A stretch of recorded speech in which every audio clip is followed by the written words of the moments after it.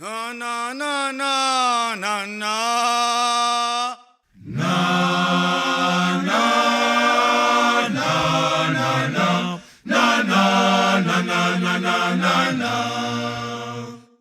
na na na na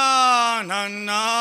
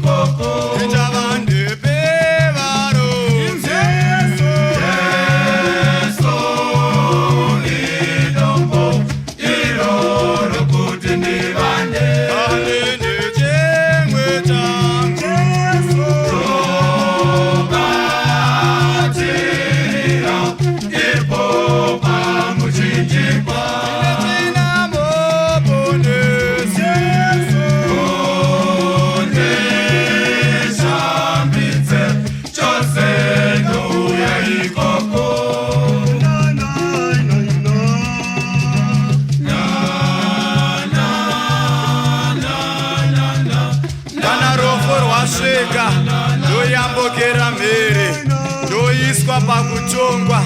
Jesu dombo rakare kare ndichavandepi ndovanda mamore Baba ndine chimwe changu ndongobatirira pamuchinjikwa kuti mutwi mundisimbise rombe mundiyambore ndinoshamiswa kwazvo namabasa makuru akaitiwa nemi ose anoshamisa dai asiri Jesu wakandiponesa ndaigara ndichichema zuva nozuva asi Mwari wakandiwanira nyasha ndinotenda kuti shoko raJehovha ibenyu uye rine simba rinorarama nokusingaperi amen.